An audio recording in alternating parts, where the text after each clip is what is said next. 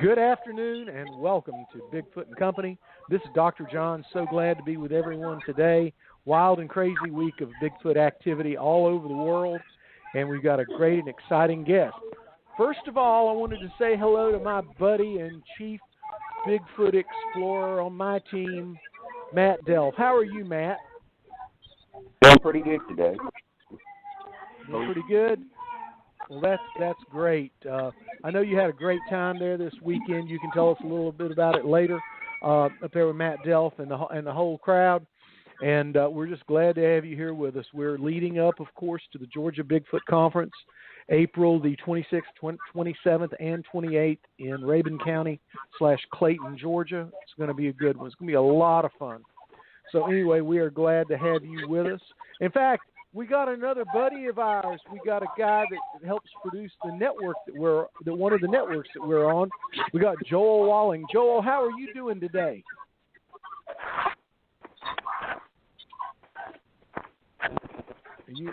You with us, Joel? Oh, I know he's there somewhere. We'll catch him a little bit later. That's okay. All right. Today, our guest is none other than Robin Haynes McCray. Robin, how are you doing this afternoon? I'm doing good. Thanks for having me. We're so glad. You're welcome. I want to tell everybody the crazy story. I like crazy stories, don't you, Robin? Yeah, my life is basically made up of crazy stories. Yeah, in fact, it's really funny.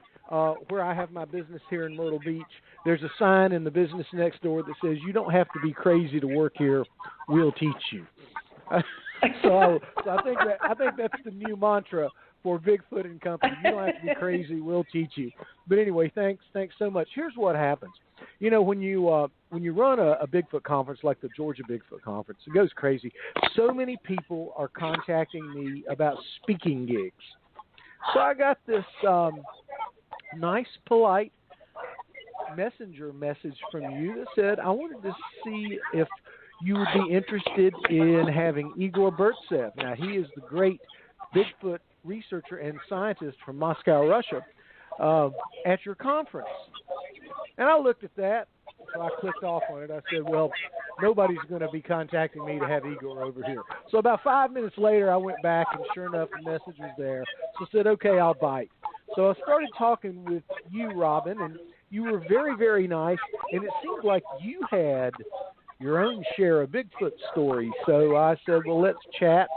It was late. We're both night owls, so I said, can I give you a call? And you said yes. And boom, here we are, because we had such a good time talking. I said, I got to get this lady here on Bigfoot and Company. So I'm glad you're here with us. And so tell us a little bit about yourself. And I think that's a good way for us to get started. They've always been around me. I don't remember a time that they weren't. Even as a child, I would ride my bike to the end of our subdivision road, which backed up into woods, and they would literally come within the tree line, and I would sit down there playing in the sand with whatever, riding my little bike around, and they were there. And they just, everywhere I've ever been, they've shown up. It's just been part of my normal life. My kids grew up around them. They were always there for the kids as well. So I'm going to get this story straight. You're saying that Bigfoot has integrated itself into your life. Yeah, for lack of a better way to put it, yeah. It was nothing I started to look for them or I planned this. They found me. I never went out of my way to find them. They would just show up. And the first couple times I thought it was a fluke, and then it just happened to be wherever I was at. Given enough time, that's the way it works out. They tend to choose people. I mean, people decide that they're going to go out and find them, and good luck to you. A lot of people do, but they pick who they want to be around. That's so funny. And once they like you, you can't get rid of them if you wanted to.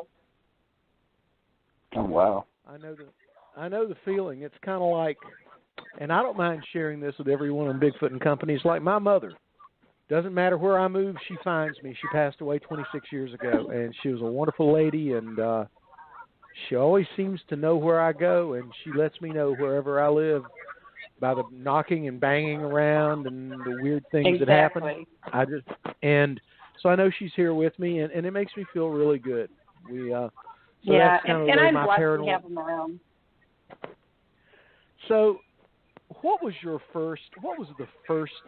very first experience that you remember? That's always the thing that I like to try to capture, is the first experience, because that tells us a lot about everything, you know? Well, I was literally like 4 or 5, and I would go down by the woods because I was always drawn to the woods. And back then it was safe to let your kids go and explore. And we lived right near it, and it was just like at the end of the block. And I would watch them walk between the trees, or, you know, like I said, if I was sitting down there, they would be moving around. And I just don't remember not having them there. As I got older, it got more intense.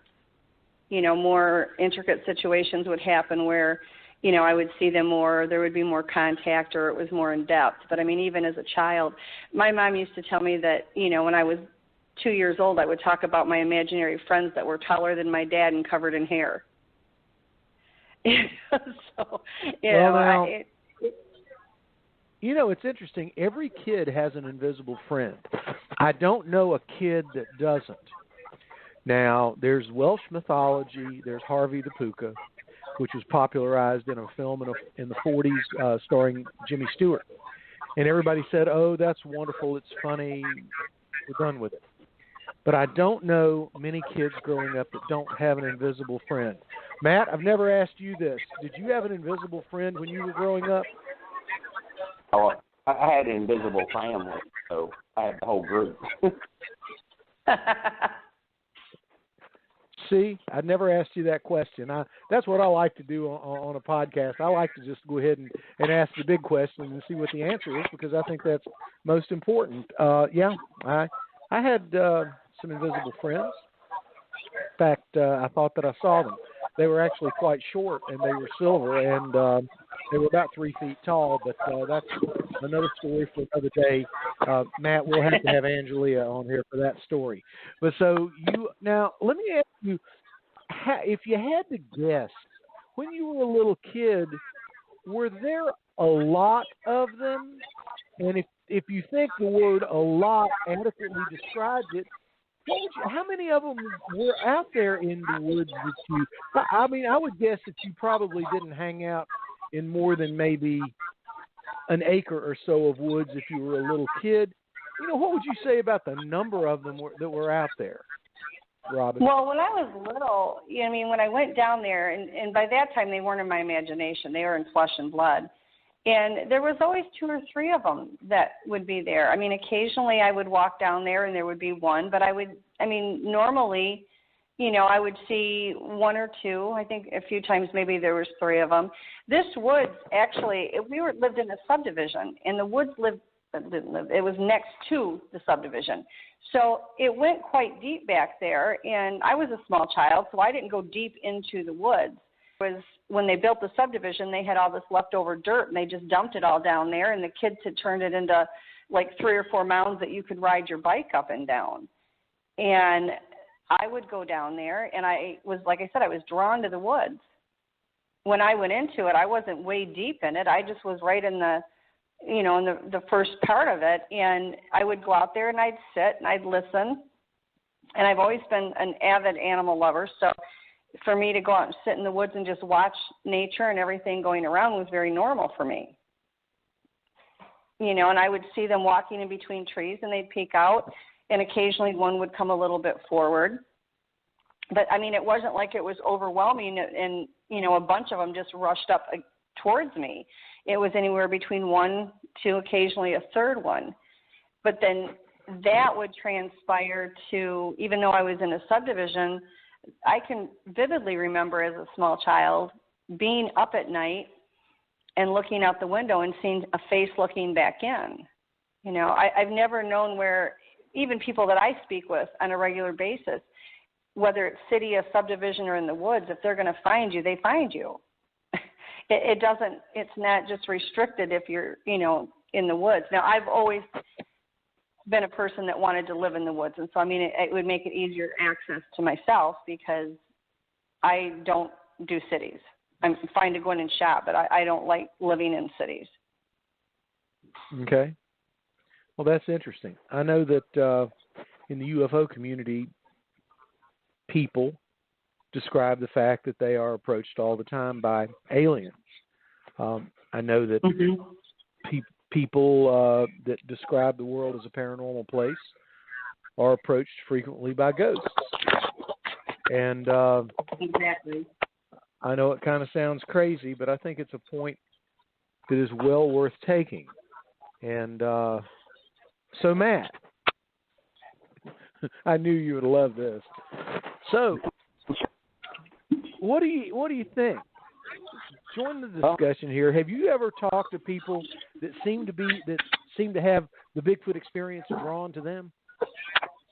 Oh yeah, I've talked to lots of people. That's what I was getting ready to say. I know nothing of our guest, and so I'm going to kind of pick here a little bit and see.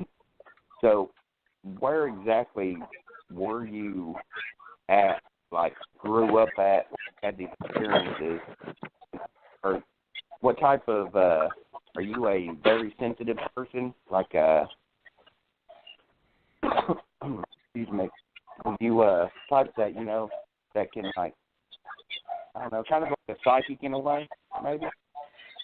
I think so. I mean, I've always been very sensitive. I pick up spirits really easy. Again, these aren't things that I go and look for. These are situations that just happen in my life. It's never been anything, that I really went out on a limb and said, oh, I want to connect with the spirit or the Bigfoots or anything like that. It's just these are experiences that happen to me naturally. It's just part of who I am. I grew up in Michigan. And up until a year ago, I've always lived in Michigan. And I now am living in South Carolina. It has not slowed down any of the experiences at all. It doesn't, when I was in Michigan, I lived in 3 or 4 places, and my experiences just continued. It didn't seem to slow down based on my location at all. So are you, any other type of, can you, like, energy, can you feel energy off others? And Yeah. Okay. When I was little and that started, I kind of like tried to brush it off, and I would talk to people and say, this is, I pick up this or I pick up that, and people would say, well, how did you know this? And it's me. It doesn't mean I'm perfect at it 100%. Or anything else. It's just part of who I am. That's interesting. Okay, another question here. What type of blood? Are you a positive or a negative blood type? I'm O positive. Okay. And I've heard that the RH negative as well as the O negative and positive, for some reason that seems to draw that. Whether that's true or not, I don't know. That's just what I'd heard. See, myself, I'm an RH negative, and my mom is, and found out my daughter was, and my daughter's real sensitive. She can feel all kinds of stuff going on.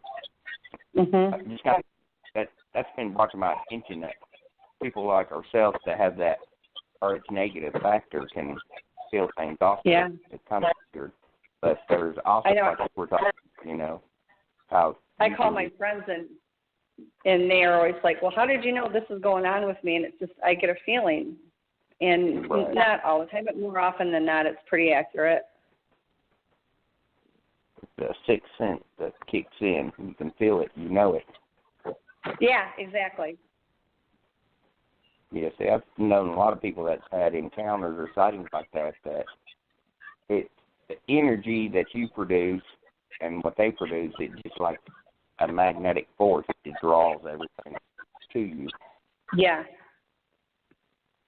So now, are these animals? Have you heard any of them? Like the mind speak that people talk about, or anything like that, or it's like flesh and blood completely? No, they've mind spoke with me since I was probably, I want to say it wasn't long after I started seeing them. That's continued through the years.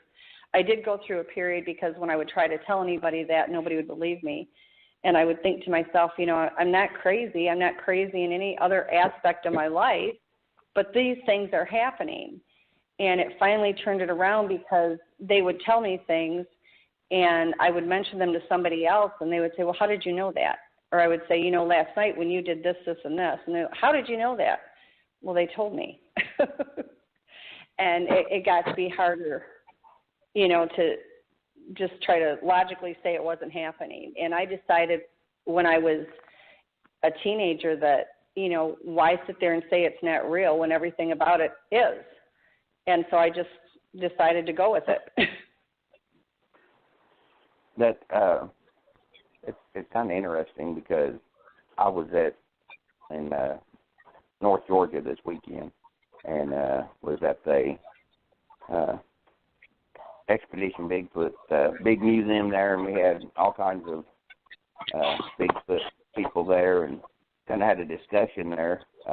Good friend of mine, Angelina, we were discussing. We were thinking, a lot of people think, well, Bigfoot's aliens and stuff like that, but we got to thinking, maybe they were the residents here, and maybe humans are the alien species to Earth. What is your take on any of that? Do you think?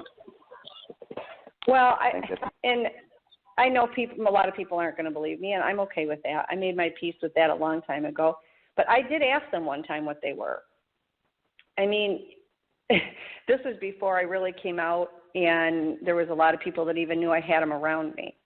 And at the time I asked them, I had an entire clan. I was living in Michigan, and they were a very constant. They would freely walk around the yard. I mean, I was feeding them at night, which I don't recommend to everybody, but I was. And I flat out said, what are you? And the one that I asked it to, through MindSpeak, pointed to the sky, and they said, we're human just like you. And then they pointed up to the sky. They said, we're human like you. We're just not 100% human. And they pointed upward. And then, as we all know, when Dr. Melba Ketchum did the DNA, there is a part of them that came back unknown. They never said what the unknown was. They just said it was a human hybrid. So, I mean, but I went straight to the source and asked them, and I think when you get in them deep enough where you've moved past the flesh and blood aspect of them, if you truly want to know everything there is about them, you have to come to that moment where you say, okay, I may not agree with it, I may not want to accept it, but they do have paranormal abilities. And when it gets to that point, then you have to really start, saying to yourself, this may not be something I'm comfortable believing in, but most of, and not all, but most of the people that you talk to that do have a lot of interaction, a lot of good interaction with them, will tell you that they do have these paranormal abilities, and they have to get them somewhere. So I think it's definitely something to be open to. I mean, you either want the truth or you don't want the truth. So I guess my looking at it is I want the truth. Good, bad, or indifferent. If that's what's part of them, then I also want to know about that. Exactly. That's like you probably noticed a lot of the what I call the Bigfoot community. It's either flesh and blood or it's paranormal side of it, the woo as they call it, and a lot of the clash a lot.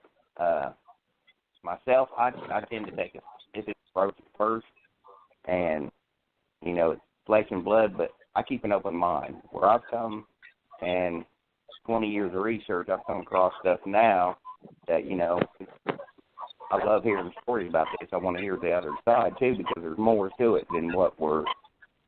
exactly. And well, in a perfect example, I was out in my yard one day, and I knew they were out there. They had, been making all the noises and vocalizations and the tree knocks and stomping and all that.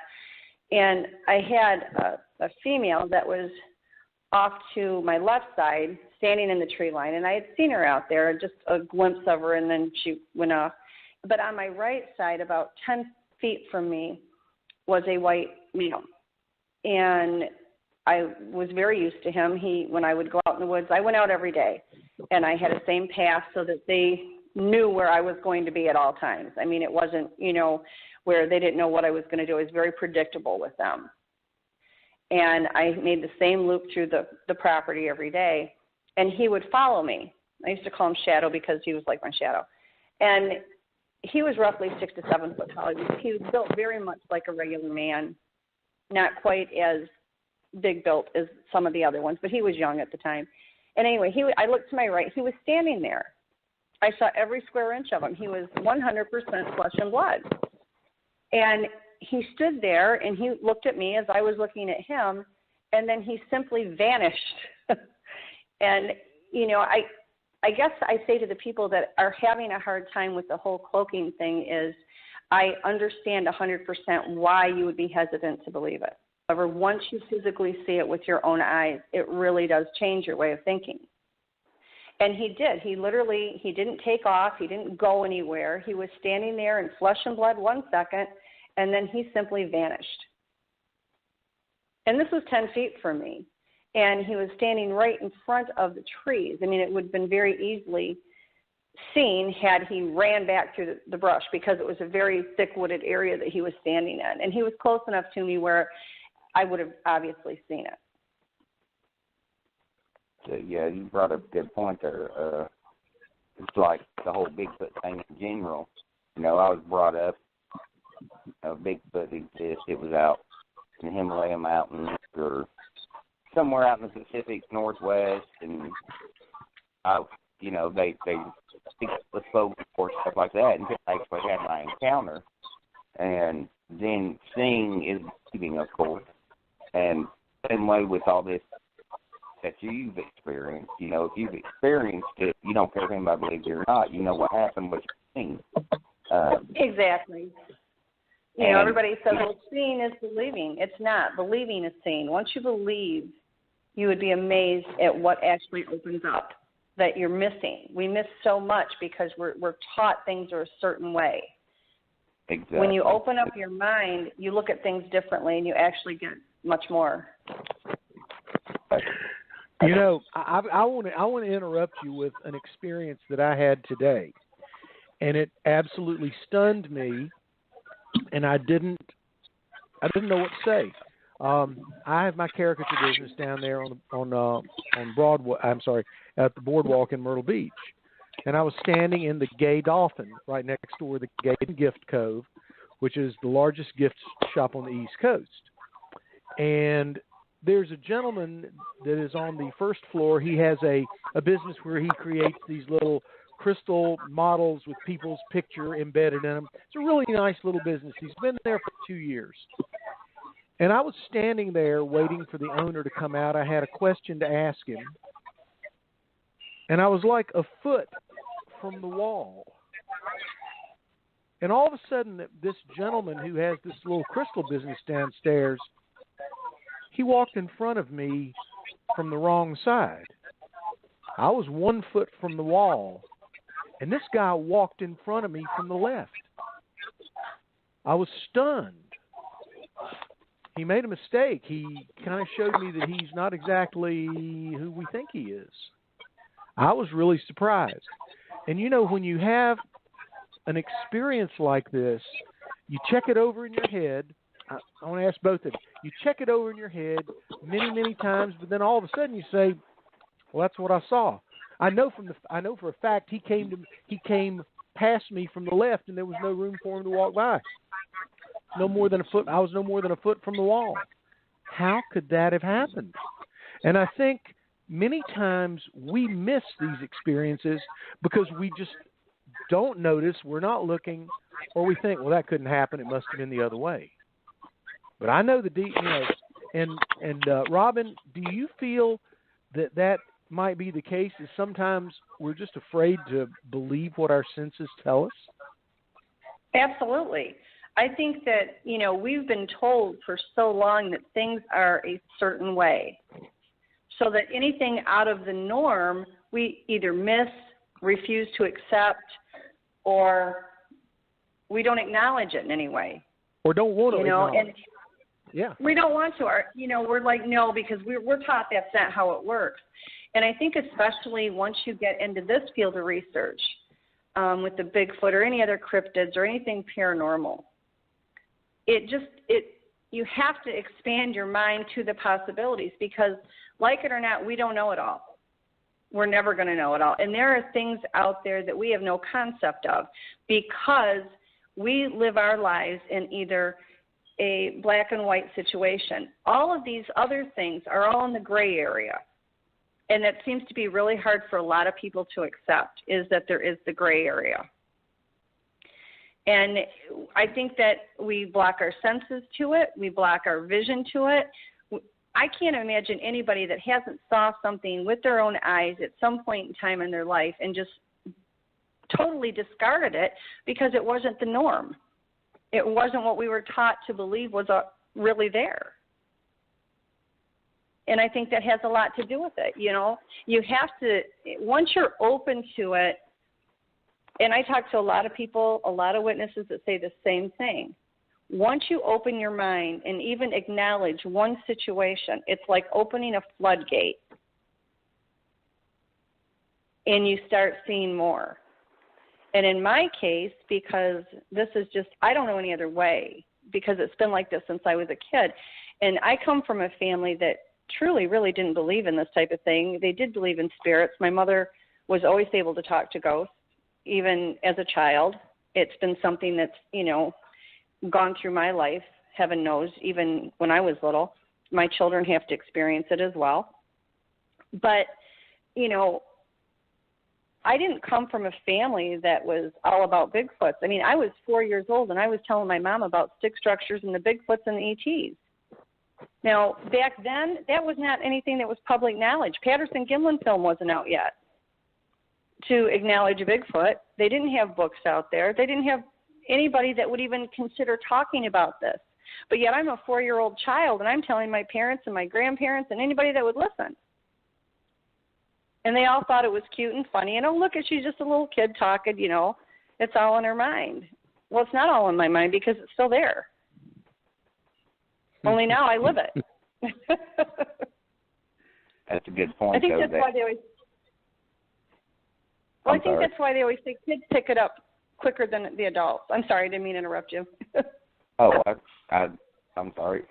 Like you were talking about, our minds are wired a certain way, and then it's like with the whole Bigfoot thing with me, I had all the signs around me that I didn't pick them up because Bigfoot didn't exist in my mind. It was just folklore. Exactly. Something like that.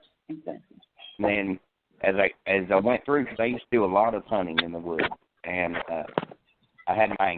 when I had my encounter, I looked back, and all the stuff that was there that was pointing, I didn't recognize because my mind was wired totally different.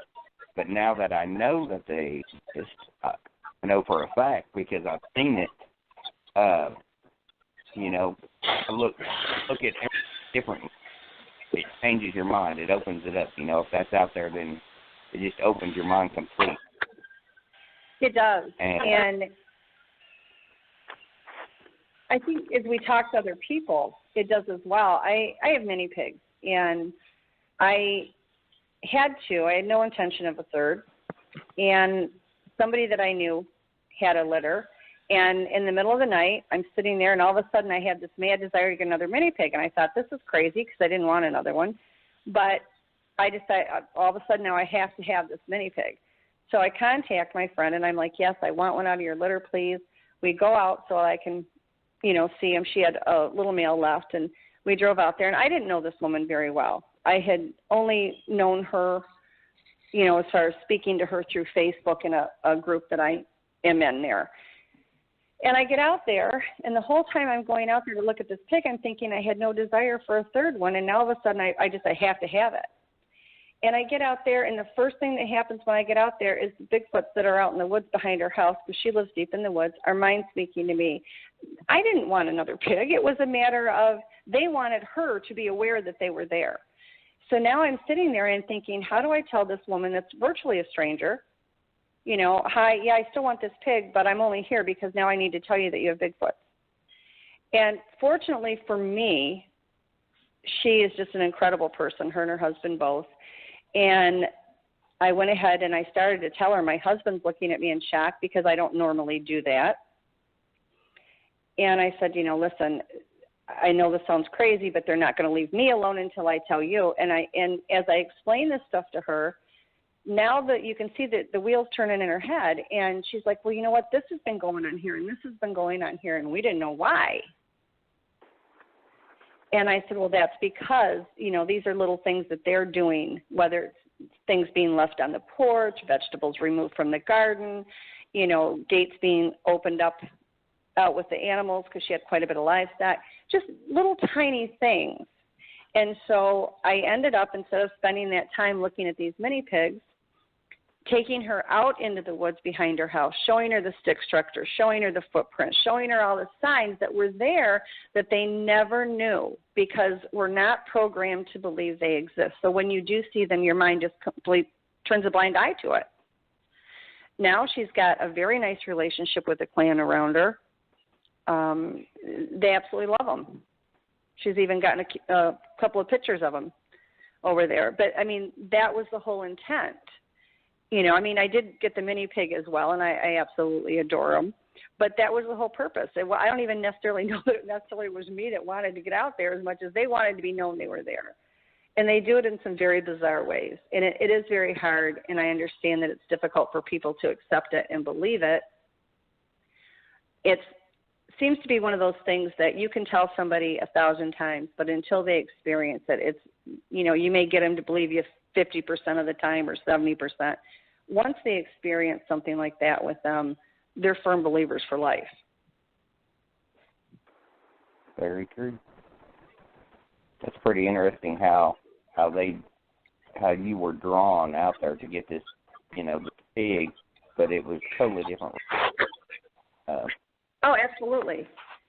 I was just shocked. I was like, okay, I get it. I may be slow, but I got it. That's awesome. I'd say, it's like me and Dr. John have talked about before that everything happens for a reason. That, like, if you lose your car keys or there's around us going on than what we imagine in our little life, Yeah. The whole universe Absolutely. Is turning. And there's, every little action, there's a reaction, but we are set in this mode that, our minds don't open up to everything else around us. And we just think, our life, okay, we got to do this, got to do that. And then these little problems or something like that, it's usually because something else is going on. And we don't quite realize it. I agree. Pretty interesting. And so now, where you live at now, you said that you have like a clan, or could you tell us about, like the ones around you currently? Yeah. When I was in Michigan, there were different clans in different areas that I was at. Since I moved here, it hasn't slowed down activity-wise. I think there's a couple of different clans that come in through here. And we were here just a few days when we really started noticing things immediately. The day we came out and looked at the house, I just took pictures, of the property and that. And, we had noticed a few things in that. And then we were out here. We moved in on a Wednesday, and it was a Thursday that I had the cable guy come out. And, you can feel them. Once you're used to being around them, you can feel when they're out there and they're watching you. And you get that sixth sense like you're being stared at. And a lot of people, no matter if they believe in the paranormal aspect or the flesh and blood, will get that even when they're out in the woods. They can just feel somebody's watching them. Oh, yeah. And the guy came out to put the cable in, and he was outside, and he was taking forever. And it got dark. And he was out there for about a half hour, and he came in the house, and he just looked like he was in a panic. And I said, "What's the matter?" And he said, "Ma'am, I can't do this." And I said, "You can't do what?" "I can't fix this. I can't do this." And I said, "Well, what's the matter?" He said, there is something out there in those bushes, and I don't know what it is, but it's huge, and it's making all kinds of noises. And, ma'am, I'm not even from the country. I'm from the city in New Jersey. He said, I don't want to be here. And I said, well, what's going on? Like, is somebody bothering you? You know, and I can't tell him, I'm sorry. There's probably Bigfoots out there harassing you because you're too close to the house. So, and I said to him, I said, well, are you that uncomfortable? He said, there's something out there. It's stomping on the ground. It's breaking branches. It sounds like it's growling. And he said, I don't know what it is. I can't see it. I just know it's in the bushes. He says, I got to get out of here. And he literally left. He walked off the job and left. And he said he would be out in the morning when it was daylight. He wasn't about to come out at night. So the next day, another gentleman came to finish hooking up my cable. And I said, well, where's the other guy? And he said, we can't get him back out here. He literally will not come back out here. And he had said when he was out there, he said he wasn't sure if he had the right wires. And he left for like 20 minutes. He came back and said he got the wires. But there was a big deal over he hadn't brought these wires. So the next morning, and he took off, left the job unfinished. The next morning, my husband goes to work. He opens the door, and here's this wad of mangled wires. And they weren't even for cable. I don't know where they came from or where they had gotten them, but left on my doorstep, pushed up against the door. You know, I mean, the Bigfoots leave them up there. They leave stuff all the time. But here was this wire. So apparently they felt bad about running the guy off, and they figured if it was wires that needed done, then they'd give us wires. So we ended up with this big mass of wires. It never hurts to get help from anywhere, does it? Oh, it's terrible. When I was in Michigan, my furnace went out in the night one night, and it was wintertime. And I never forgot this. I was home, and my 3 children were home. And I called for somebody to come out, and it was 9:30, 10 o'clock at night. And I knew, you know, that particular house I lived in, we had an absorbent amount of Bigfoots around. It was just very common. And, you know, they were out walking around all night long. I mean, they'd knock on the windows, they'd knock on the house, everything. And the kids were like, Mom, you're going to have somebody come out here at night? That's not a very good idea. And I said, well, we've got to have heat. So this gentleman pulled up, and he got out. And, of course, the Bigfoots are mind-speaking, and they're enraged. Somebody's out there at night by me, and the kids and I are alone. And so I told the kids, I said, you're going to keep this guy talking in here while he's fixing the furnace. I got to get out in the woods, because if I don't get out there and let him know he's supposed to be here, we could have an issue. And the guy said when he got out of the car, he thought somebody threw a rock at him. And I said, oh, Lord. So the kids, I got the guy fixing the furnace, and the kids were sitting there talking to him, and I went out the front door. I'm out there standing in the tree line going, you guys, you have to let him stay. Like, we don't have fur. We're going to freeze. You know, I just need this guy to fix the furnace. And I was out there the whole time he was working on it. And they were pacing in the tree line. And they're very protective, and they were pacing back and forth. So he finally got the furnace fixed, and he left. And when he left, they were just pelting rocks at the back of the truck when he was going out the driveway. And he never did come back to fix my furnace again. I called him to come out and clean it one time, and he said he couldn't do it. So I don't know if that was why. Now, did they get the feeling that he was dangerous, or why did they do this to certain people? I think it was just he was a stranger. I don't, you know, I had friends come out to the house that they never bothered at all. You know, there wasn't a problem, but it was somebody new. It was the middle of the night. And I don't know if maybe they did pick up something on him. I don't know. I didn't. I was just relieved to have heat. You know, I didn't think of it either way. But, yeah, I mean, there's definitely been a few people that, you know, they just are uneasy about. When I was married to my ex-husband, who was not a very nice person, and I can remember them telling me that if he ever tried to hurt me to run to the woods, that they would take care of it, run to the woods. And I thought, oh, God, no. That'd be the last thing I would do after that warning. But, yeah, I mean, most of the time I've had friends of mine go out in the woods with me. I had a very dear friend of mine was at my house during the day, and we looked outside, and there was a very large female that we used to call Sadie, and she had her baby with her. And she literally brought it right behind the house so that we could see her. I went out. My friend went out. You know, I've seen the Bigfoots for my entire life, and it's not just myself. I've had other people with me.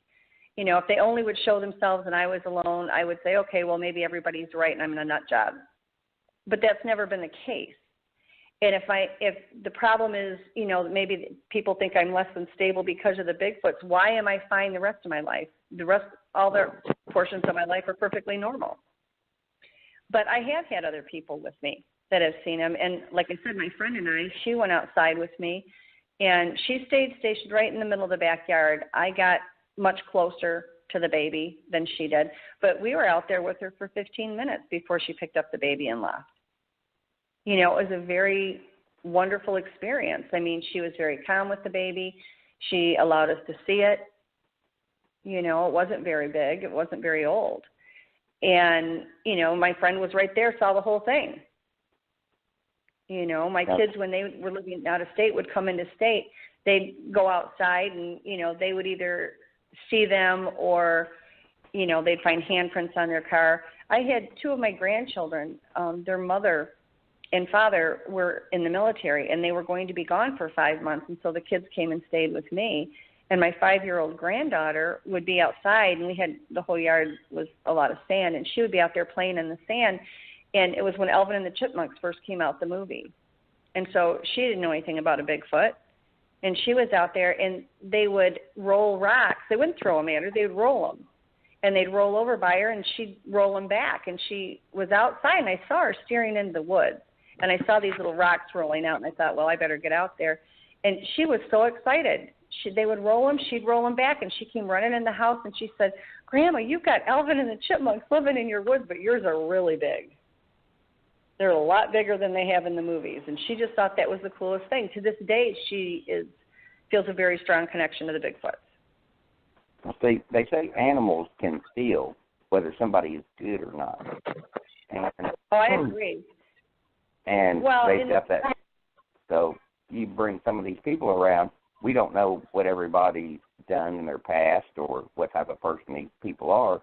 So a lot of that could be, you know, they could be trying to protect you, trying to warn you.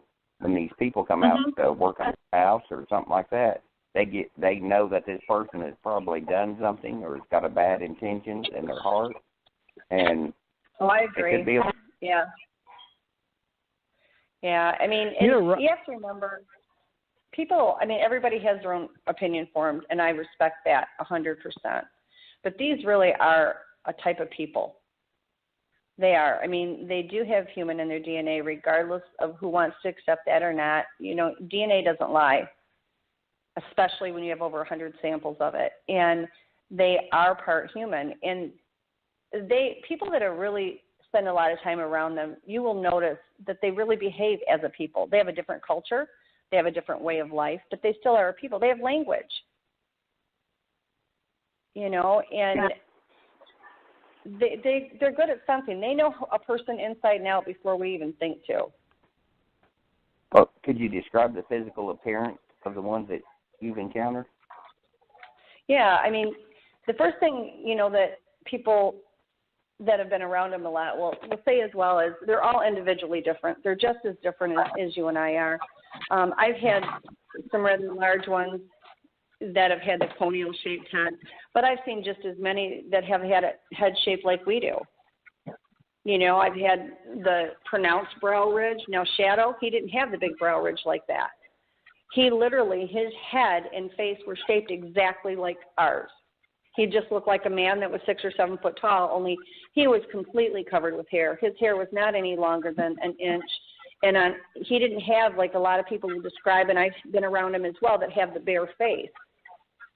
He did not. He had hair, his entire face. He even looked like he had hair in his eyelids. There was no part of him that was hairless. Most of them do have, you know, a skin on their face rather than hair. You know, they might have it like the beards or whatever, but, I mean, they have some portion of their face that's skinless. In Shadow's situation, he did not. You know, I mean, the female, now when Sadie brought that baby into the backyard, he was extremely massive. And, you know, a very dear friend of mine who runs Michigan Bigfoot, his name is Bob Daigle, just adore this man. He had told me, next time you see him, he said, you know, obviously you can't measure how tall they are. He said, look around them, you know, mentally marker how high up they are on that tree or how wide or whatever. And I did that with her, and she was 9.5 feet tall and 5.5 feet wide. and just massive. Like she would walk. She had very, very long hair, all reddish hair, and it was very long. She would walk, and the hair would separate on the muscles as the muscles would flex. You know, they're just all drastically different. They come in an assortment of colors. They're not, you know, everybody says it's either brown or black. They're not. They're just a huge array of colors. I had one, Shadow was all white, but he had one strip of black that was on his arm. You know, it wasn't very big, but it was there. And your facial features are going to gravitate from the very flat nose to maybe not quite as flat. You know, I mean, like I said, the very pronounced brow ridge to none at all. I mean, they're very individualized.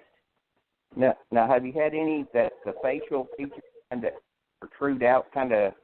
You hear some of these people that call dog man, stuff like that, but have you seen any where not quite as bad as that, but I've heard of different, like, type of Bigfoot where their face will protrude out some, kind of almost out, not quite as I actually have a picture of one, yeah.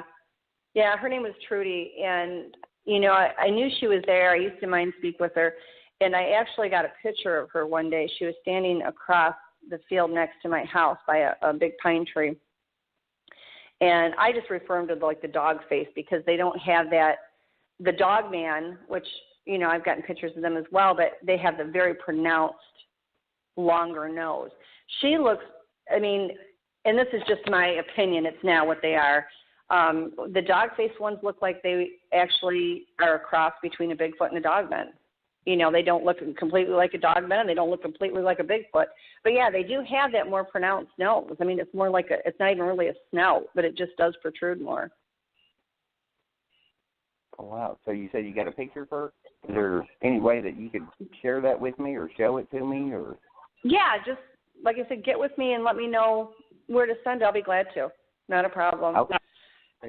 You know, I have a picture of a young dogman that when we moved here, I was inside, and it was getting, you know, it was still light out, but it was later in the day, and he kept telling me to come outside, and I said, no, you know, I'll go out there, you'll take off, I'm not going to see, I've been there, done that. Well, I'll even let you take my picture, and I said, now I know you're lying because you know guys don't like your pictures taken. And he just was very persistent, and this went on for a couple hours, and I said, fine, I will go out, I'm going to take a bunch of pictures, and if you don't show up in it, don't talk to me anymore. And, you know, if you focus a camera lens on any of these things, you get everything blurry. And it's hard to get a picture anyway, but I noticed that if I take pictures, like scenery pictures, stand in a circle and just go around and then blow it up, if they're out there, and that's if they are, generally you'll find it in there that way. That doesn't mean you're going to find him every time you take a picture, but, you know, you have a better chance. So I went outside, and I didn't know where he was. He just kept saying, I'm up here. And I'm like, okay. And I'm on a tree. Well, I live in the woods. There's a million trees. So I just did some random pictures, and I really and truly never expected to get anything. And here he was, way up about 20 feet up in a tree. I mean, dog face, you know, the pointy ears, the whole thing. But I'll send you that picture as well. Yeah. Okay. Are you going to be at the Georgia Bigfoot Conference? I am. I think I'm going to. I know I'm going to be down there on Friday. I'm going to be bringing Igor, is the plan as of right now. And I know he's speaking on Saturday, so I'm going to try also to be down there on Saturday with him. Okay, because of course, you know, I'm helping host the conference, and I'll be speaking there. Yeah, it'd be good to see you. Yeah, Igor's supposed to be coming. If all things go as we have them tentatively planned right now, he'll be staying here. He generally, when he comes in the state, he travels and he does different, you know, investigations everywhere, and he does the conferences. But he generally makes sure that he stops at my place. He's been coming to my place since, I want to say, maybe 2011 or 12, probably 12, and spends a lot of time. He interacts with them when he's here. They like to tease him. I remember him in his Carter farm. Yeah. I'm sure you're familiar with that. Oh, yes. Yeah, in fact, I'm a friend of Janice's, so.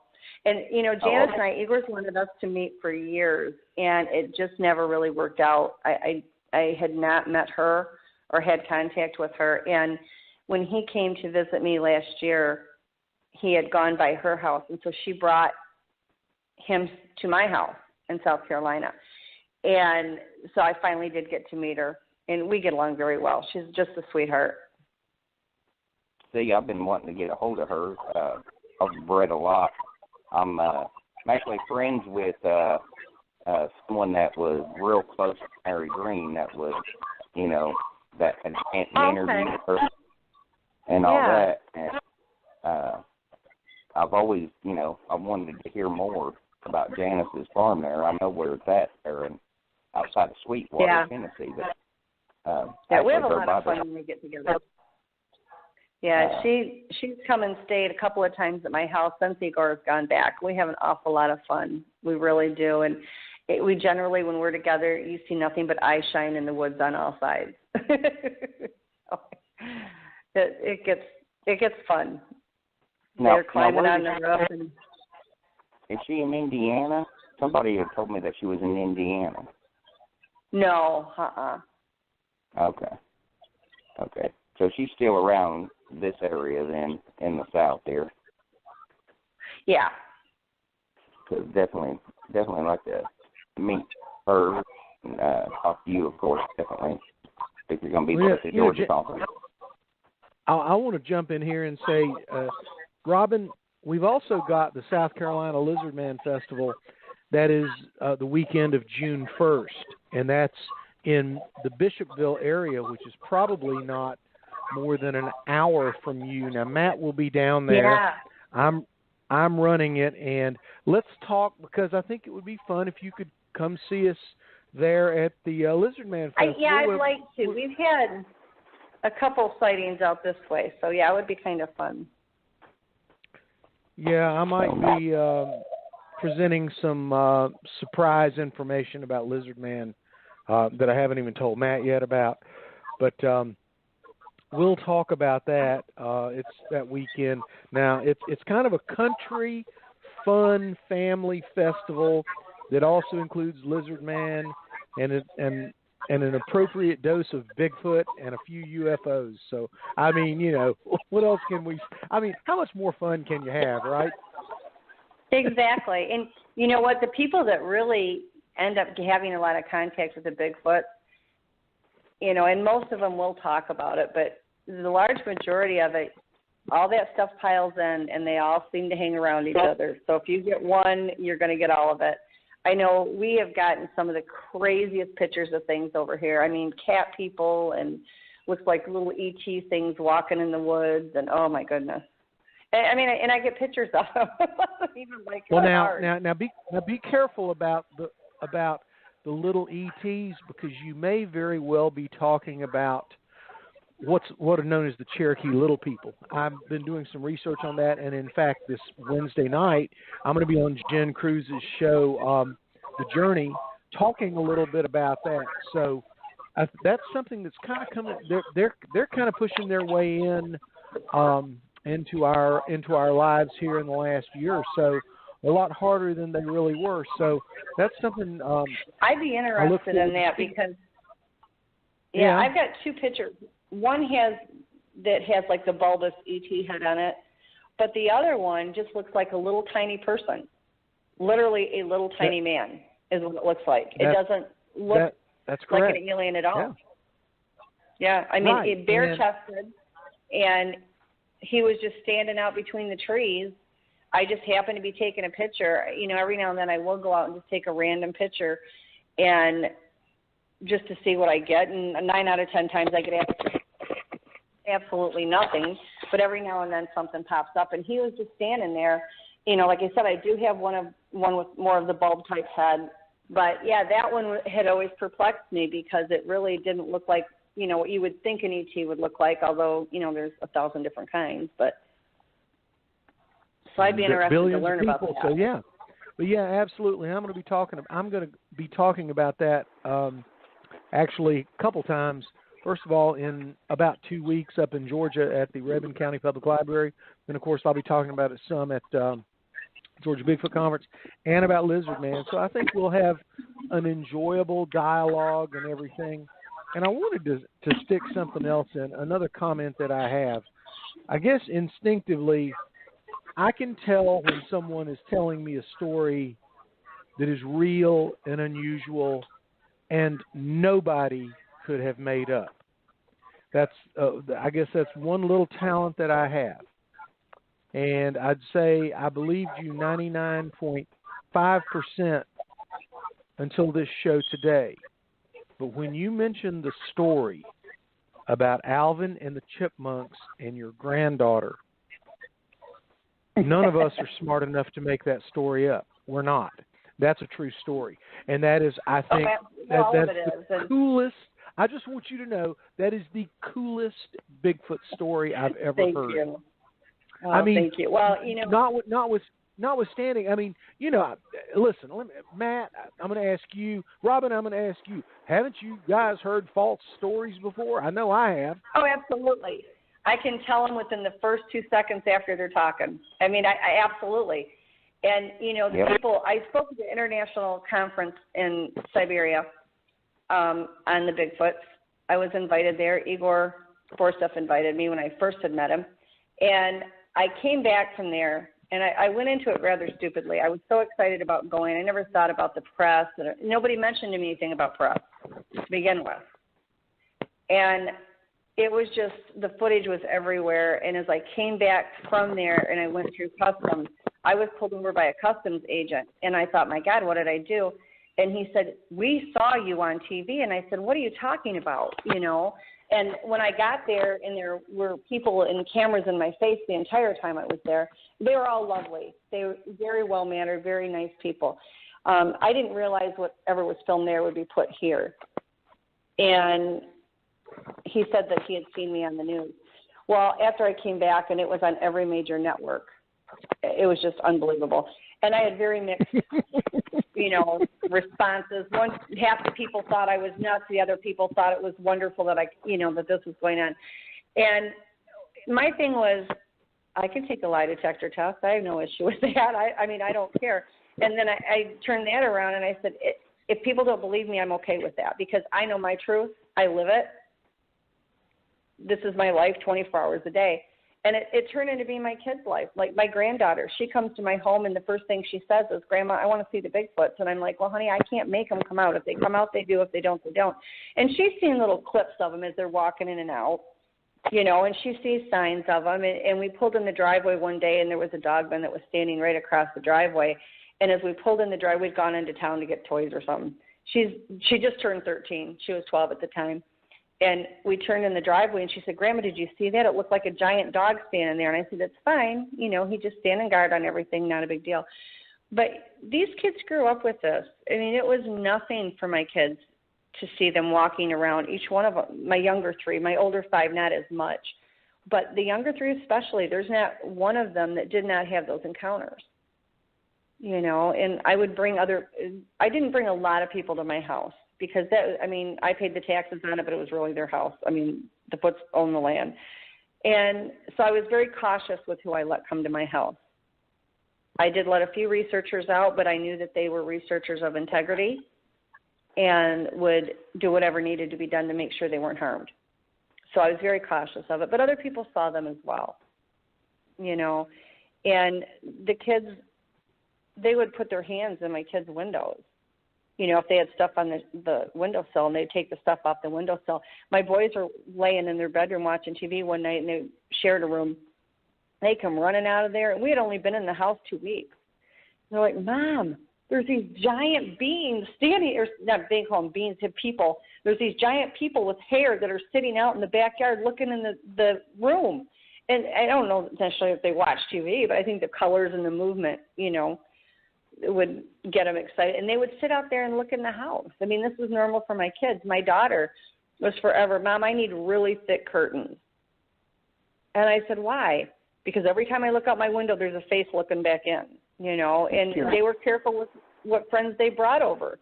They only brought friends over that they knew they weren't going to get teased because, you know, their friends were guaranteed to see them, especially if they were there overnight. You know, I mean, it's just crazy. But they would. Yeah, I want to interject a story that I have. It's in the book that Matt and I did, Lizard Men and Friends. It's about a buddy of mine who, into high school, he was over at his buddy's house. They were drunk. They were passed out.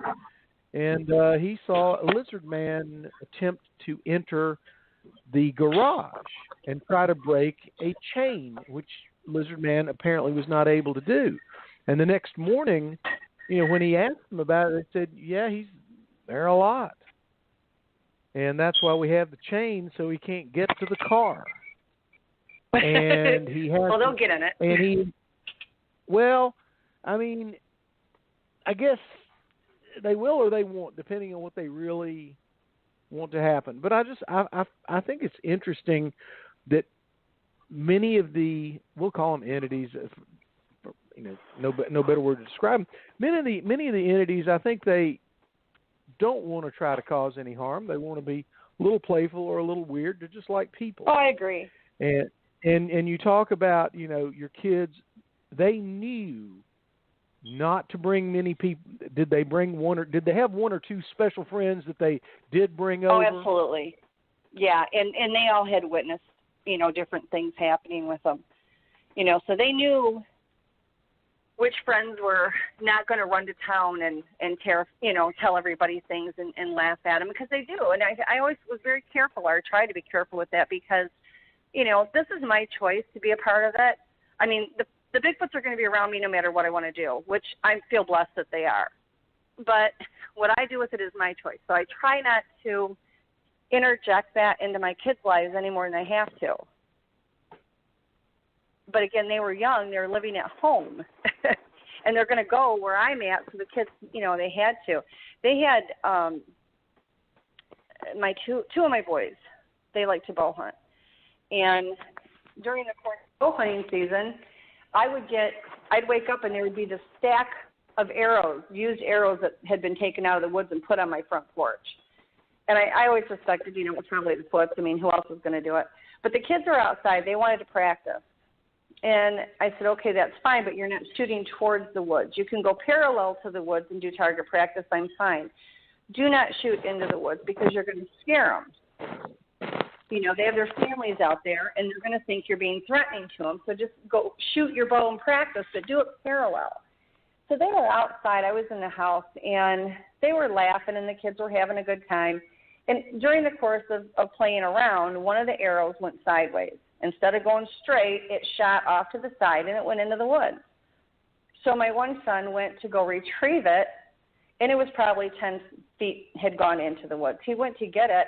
Right as he bent down to pick it up, here comes a log that was probably about 12 inches long, about 4 inches around, and comes hurling at him. And he came running in the house, and he said, Mom, you go out there and talk to the Bigfoots. He said, they just threw a log at me. And I looked at him, and I said, you shot it into the woods, didn't you? And he got quiet. I said, you shot that arrow into the woods. I told you if you shot it into the woods, they were going to think that, you were trying to hurt them. And he said, well, I wasn't trying to. I was trying to make it go straight, but it went in the woods. They had been out there for an hour shooting it, no problem. The Bigfoots didn't bother him at all. But that one arrow went in the woods. He went to go pick up that arrow, and here comes the log right over his head. And I said, trust me, if they want to hit you, they hit you. They don't miss. I said, that was your warning shot. Be thankful that it didn't hit you. They were very careful after that. Another arrow never went into the woods. Oh, good. Yeah, that's about like my experience. That stick come flying at me. I knew it didn't want me there. I've been lucky. I haven't had things thrown at me. The only thing that ever happened when we first moved to one of the residents in Michigan, and this is where we had such a huge amount that was just literally walking all around. My brother-in-law at the time had gone out on the property, and we didn't know it. We weren't home. He went out there to go deer hunting and didn't say anything. We had like 10 acres. We pulled in the driveway. He came running out of the woods, and he said, why didn't you tell me that you had somebody in a white gorilla suit walking around in the woods? He said, you scared me to death. And I'm like, yeah, because we're so wealthy. We hire people to walk around in gorilla suits in the woods when we're not home. So we went out there. I mean, of all the stupid, he was like, why didn't you you had somebody out there in a white gorilla suit. And I'm like, oh, okay, yeah, that's what we do with our time. So we go out there, and we had only been living there 3 days. And we walked out there, and I had the kids where I could see them because, of course, they wanted to go out there. I made them go in front of me so I could keep an eye on them. And we're walking around to see what was going on. And very, very lightly, I was getting little acorns. And they would, just toss them ever so slightly onto me. And I would feel them on my shoulder or on my back or on my hair or whatever. But it was just very gentle. It was the lightest tap ever. And I would look back, and I'd see an acorn rolling on the ground. But I've been really fortunate. I mean, and I've had to come up against, not really against, but I've had to deal with some aggressive ones in Texas and in Pennsylvania. And the one in Texas, he actually bluff charged me. But I've never had things thrown at me. And the only reason that one bluff charged me was because it wanted me to leave. It refused to. There were some children involved, and I wanted to make sure we got the kids out of there first. And then I left. But I've never had them throw anything at me. I've never been zapped, knock on wood. They've never done anything to me. I've been very fortunate. I know a lot of people that they have, and I've been right near people that have gotten zapped, and they've put them on the ground. I per se have not had that as of yet. That doesn't mean it won't happen, but as of yet, it hasn't. So, what do you think that zap is? I've heard of it before. I've had somebody tell me that they've, been zapped. What do you think that is? What? In my opinion, for what that's worth, is it's just a huge shot of direct energy. The people that I've been around, and I've literally had somebody standing next to me get hit with it and not myself. I mean, it's very personalized. If they want it to hit you and nobody else, that's where it's going. But it can do an extreme amount of damage. I mean, it could stop your heart if they wanted to. I know witnesses that have had that happen where they've lost bladder control. I've been next to somebody that it happened, that it created such an extreme sharp pain in their head, like a headache, that it put her on the ground, and she literally could not get up. I've had another person that had that done where he felt a tightness in his chest, pain all over his body. I mean, the witnesses that I've talked to and the people that I've been around when that's happened, it's been excruciating. It can be excruciating. Like I said, I don't know why it hasn't happened on me. I'm thankful that it hasn't. The one person, I was at a conference in Michigan speaking, and we had a group of us had gone out in the woods, and the person that I was standing next to, they did that to him, but yet they mind spoke with me and told me that I could come forward, and I was allowed to go in the woods with them. Now, why they did that with him, I don't know. He was a very caring, loving person. I don't know. Now, have you heard of them, like, leaving marks, like burn marks on the person, or loss of time, or anything like that whenever they've been zapped? I've heard that different people, not so much that they, and this is just my own experience, that they've left marks. Red marks, yeah. Like if somebody were to squeeze you or slap you or something, how it would leave like a red mark or a hive. I've heard of that. I haven't heard so much of scratches. I know of people that, they've gone up and touched or whatever, like they'll come up behind them and they won't even know that they're there, they're cloaked or whatever, and they've left scratches on them or things like that, but it hasn't been during it being zapped that it's happened. Because I've heard of a case where a man was zapped and he had lost time too. Yeah, I've heard of that. But, I've heard of people that have lost time during being zapped.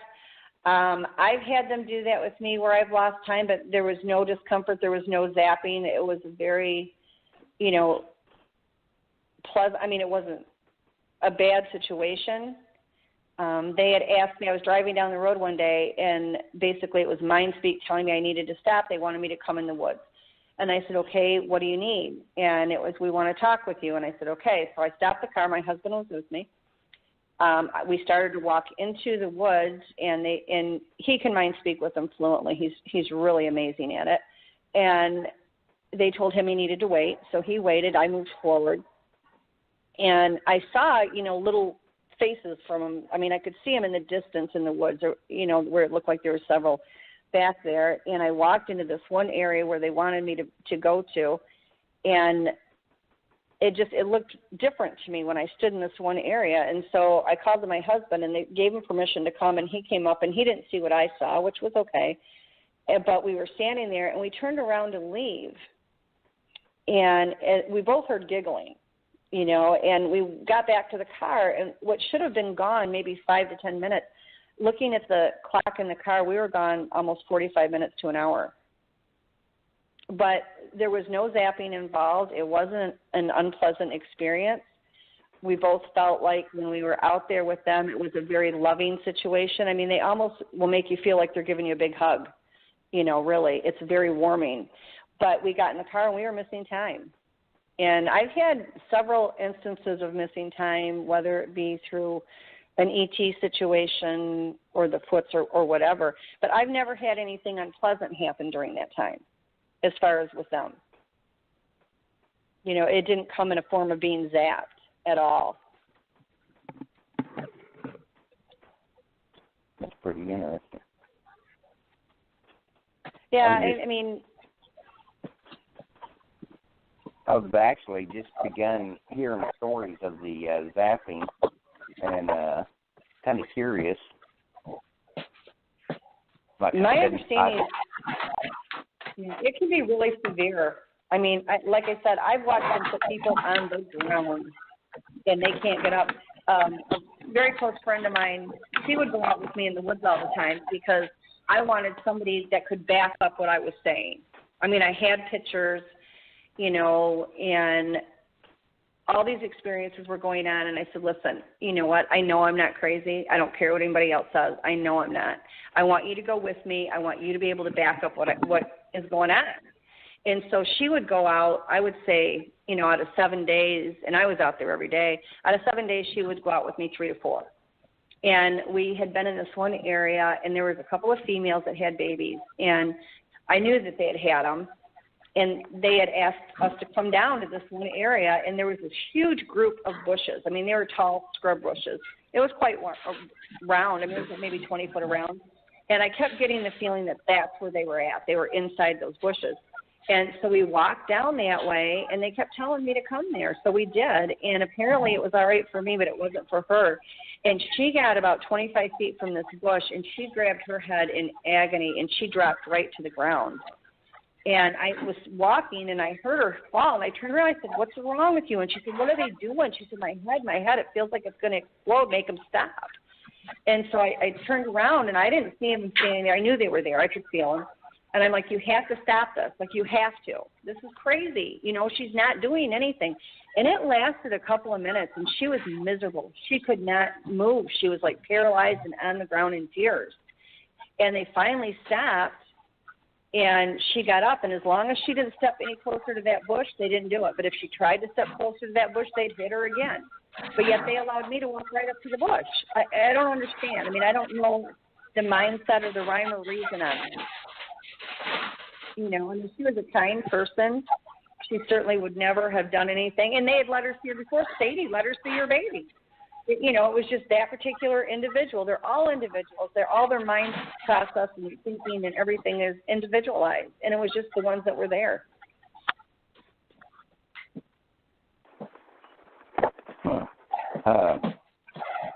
What about diet and stuff like that? What do you type of diet? What? Have you seen them eat and stuff like that? Like, I believe that they eat a lot of horse berries and stuff like that, and I don't think they eat like a lot of. Yeah, they eat pretty much everything. I mean, I know, they eat meat, they eat vegetables, plants. They have a terrible sweet tooth, but the problem is there's no dentist out there, so you have to be really careful. I know of a lot of people that will put sweets out for them. I always tell people, please be careful, because I do know of certain ones that have had tooth infections. There's been certain ones that have passed away from tooth infections. But, yeah, they'll eat pretty much anything. Their diet is pretty wide. Obviously they eat meat.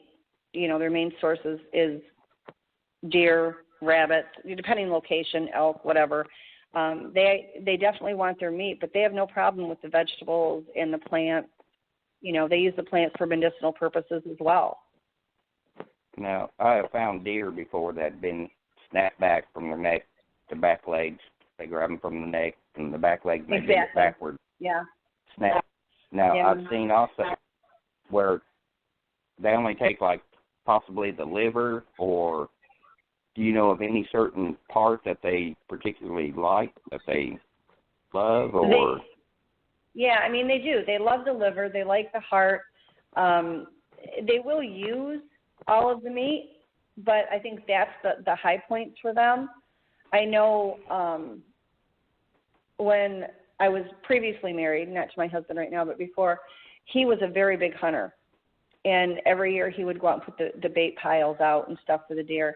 And we would go out to the bait piles, and you would see this big glob of white deer hair where the deer would come in. They know how to use the people's bait piles. They watch them come into our bait piles, and then they'll grab the deer while they're at the bait pile. And there would just be all this belly hair where they would just right there just rip off the hair, and they'd go in for the liver and that. But, like, if he would gut a deer and bury the insides or whatever, you were guaranteed it was gone the next day. They'd dig it up and they'd take it. Now, I went to a research area in Imlay City in Michigan, and they had this one part that had caves that was on county land. And one of the park rangers there had stated that he went into one of these caves right before winter and found 14 deer all stacked in a pile in these caves. Each one had the liver and the heart and the guts and everything removed out of them. But they were all stacked in this cave, and they found a lot of the footprints and stuff around them as well. So, I mean, that's definitely a main food source for them. I think they get a lot from the organs, a lot of what they need from the organs and stuff. Yeah, they do. And stuff. I don't necessarily, in this part I don't know. I don't necessarily know that they will do, like, the liver and that on, like, the small game. They were forever getting rabbits and things at our place, and one of my boys had walked out back, and he said he walked around the corner of the woods, and he said there was this rabbit there with the head ripped off of it, and the body was still warm. And he heard something in the brush, so he came and he got me, and he said, "Mom, come back with me, come back with me." So I walked back there, and by then they'd already taken the rabbit. They were gone. And they used to they would get rabbits and take the heads off of them, and they'd leave rabbits without heads on them on my porch for me. And I would ask them, why were you doing this? Well, at the time, I was putting food out for them. And again, I don't recommend it. I really don't, because if you come in with a clan, and you're never going to be able to feed them enough to keep them alive anyway. But some of these clans are very primitive, and when you stop feeding them, they can get really aggressive. I did not have that experience with my group. I was very lucky.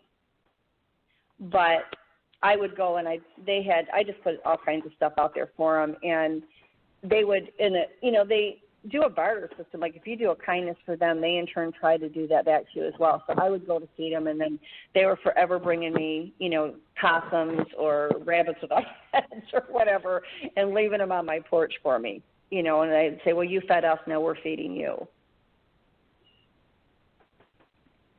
Yeah, I've heard a lot of that about the aggression. Once you start feeding them, if you quit, then they will approach your house and everything. If you don't. Yeah, I was very lucky, very, very lucky. I mean, but again, when I started doing that, I didn't know any Bigfoot researchers. I spent most of my life by myself with them. I didn't have anybody to look up to or to go to for advice or, why are they doing this or that. It was just me and them, because I didn't think anybody would believe me anyway. And so at that point in time, I didn't have anybody around me, and I was just trying to do something nice. I didn't have any aggression problems with them with that. The closest I got, I had what I called the feeding station, and I had all kinds of stuff put out there. I even had, there was a giant rabbit cage with locks on it, so that you had to have thumbs in order to unlock this to get in and get the food. So I knew that nothing else was getting it. And they would go and unlock it, and they'd take it. They'd take the plate and everything. It was ridiculous. But anyway, they would be out there, and I had buckets that I hung from trees for them. I took the kids to church one night, and while I was at church, I was supposed to drop them off and come home. I was going to feed the Bigfoots when I got back, and church had asked me to stay and help. Anyway, we didn't get home till 10:30. And the buckets that I had were on snaps that were attached to the trees. And I came home, and here these buckets had been unsnapped, taken off the trees. They were put on my front porch upside down. Like, okay, idiot, you forgot to feed us. We need our food. But, I mean, they never got aggressive. You know, they brought me the buckets and said, you know, they wanted me fed. So the kids went in the house, and they were out there hooting and hollering and screaming and hollering and carrying on. I took their food out, but never was there a sign of aggression. That is not the experience that I hear most, though, from most people. And most people, when they start feeding them and they stop, it can be really destructive to property. You know, they do a lot of damage. I was very fortunate. You know, once in a while, if I have leftovers here, I'll go take it out and put it out, but never on a regular basis where they're counting on it. I stopped doing it after that because by then I was starting to meet people and I was hearing about all these negative things that were happening. And I thought, God, I better stop before anybody gets hurt. But I never had aggression from mine. I was so lucky. The group, I had several researchers that came in and said, you know, the group you've got here is just not like what most people have. I was very fortunate. Nice. Now, have you ever noticed a smell? Now, my encounters, anytime I was around, there was an odor. Well, occasionally, yeah. I think it, again, I hate to sound like a broken record, it comes down to the individual. It really does, because there's some that have really good, you know, body hygiene, others that don't. I've had some that just stunk to heavens. It was awful. But then I've also had some, like, you know, when Shadow came up to me, he's 10 foot from me, there was no odor. You know, there's my three, what I call my three core guys that I have the most contact with. I've never had body odor come off of them whatsoever. We have one that loves the smell of a skunk. I swear he rubs skunk smell all over him. You know, but it just really depends on the individual. Some of them have just got a horrible smell. I've had people that have hunted in the woods that we used to have. I mean, I'm not there now, but that have hunted out there and said that they smelled some that smelled like coffee. And we've had several females, especially when they're pregnant, that will literally smell like flowers. Oh, wow. You know, I don't know if they rub it on them or what the deal is. I do know, and there's been several people that have stated this, that the pregnant females tend to smell like flowers. And I don't know if it's just an odor that, you know, with their body chemistry changing, that it emits that or what. I mean, you know, there are females that like the smell of flowers and they rub it all over them. You know, I spoke with one out of state, and she really liked the fact that the person that she liked to watch all the time, you know, she had her own garden and flower shop and everything, and she would go and get flowers from there and rub them all over her. You know, I've seen some that literally look like they have feces caked all over them. You know, but then again, there's others that just don't. So the only thing I can say to that is my own experience has been, it depends on the individual, because we've had a couple of them that have come through, and it's just like, my God, you gag. They stink so bad. Right, yeah. That's the one that I experienced. It was a bad odor. Yeah, you know, a lot of them I get like a dirt smell, but we really haven't had too much of it that has been too awful bad. We did have one that came up in front of our window probably about a month ago, and he was kind of stinky, but it wasn't repulsive. It was just like a not clean smell, you know. But for the most part, it hasn't been too bad. I wonder if a lot of it's got to do with, like, I wonder if they release a pheromone. Well, you know, I wondered about that, too, because I know people have said that they think that it's kind of like a defense thing. That has not been my experience, but I don't rule it out because that's not something that I've had that experience with. You know, I'm generally open to all thoughts on it because I don't know it all. I don't claim to.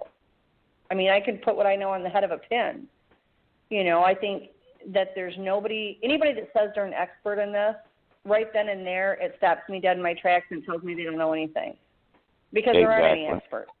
It's all, everybody has different experiences. That's it. That is true. That's very interesting. I'm sorry. Go ahead. No. I was going to say, go ahead with your story, Matt, and then it'll be time for us to walk into the sunset for this episode. Well, what was the last story you were going to share with us there, please? I was just going to say I did a lot of my research off what I'd known for a fact from what I experienced, but like you said, every single one is different. So I've noticed now coming through, what I've experienced could be a little bit different from what somebody else has because it's a different one. It's a different, different area, everything. So I've had to open up my research. I went straight when I first started doing it from my experiences that I known for a fact, and now I've had to open up widely, different areas, different ones, individuals. It's just huge. Yeah, I don't think anybody's experiences can be discounted. They are as diverse as we are. I don't think there's like one set of rules on any of it, and they're never going to give us all the information on them we want anyway. Exactly. So the best we can hope for is take everybody's experiences and, kind of composite it all together. It's the only way to learn. But Robin, your granddaughter has the best experience. So she did. I mean, with Alvin and the Chipmunks, that's most. Yep. Well, they used to get the kids footballs and basketballs, and bounce. And my daughter played soccer, and she would throw a soccer ball into the woods. They'd kick it right back. I don't know if they kick it or throw it or whatever. And I had a very dear friend of mine, I didn't know her very well at the time, wanted to gift them something, and she got a hula hoop that had beads in it that would glow when it moved. And you'd see these beads moving around the hula hoop, and I thought, well, I don't know what they're going to do with that, but okay. And so I left it out in the woods, and you would see them dragging and throwing it through the woods at night. But they absolutely would play with the kids. The kids were playing basketball one day, and it bounced off the hoop, and it rolled into the woods. Kids went to get it, never found the basketball again. And about a month later, they were walking down the road, and here's their basketball, and they knew it was theirs. They had their name on it. And they literally looked like they had taken it and bit it like you would bite an apple. But they would get their football, too. Yeah, if they were playing football and the football went in the woods, you're guaranteed you weren't getting that football back. And we found it in the middle of the woods, and it literally looked like they put a football in one hand, and like if you would take a pop can and crunch it in one hand, that's what they did to the football. We would put toys out for the kids. My daughter got a little sand bucket, and we put all kinds of toys out and blankets and dolls and stuff out in the woods, and they'd have a ball with them. And like 2 years later, when that How to Train Your Dragon, the first movie came out, McDonald's had the little How to Train Your Dragon toys. And my daughter just thought it was the coolest thing. And she said, Mom, I want them to have it for their kids. I'm getting older. I don't play with it now. I want them to have it for their kids. So she put it out in this bucket, and they took the bucket. They took the toys. I didn't see it for 2 years.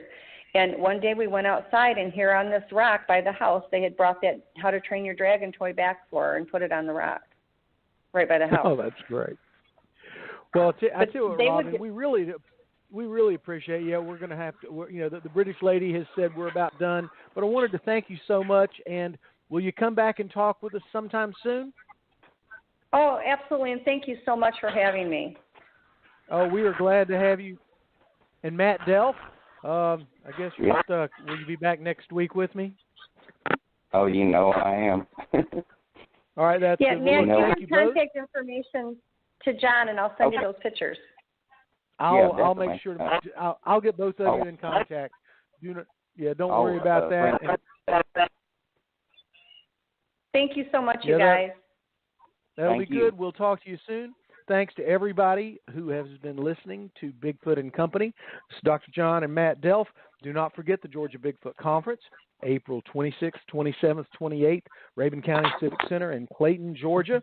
And we'll be back next week with more exciting interviews on Bigfoot and Company. Goodbye, everybody. Bye.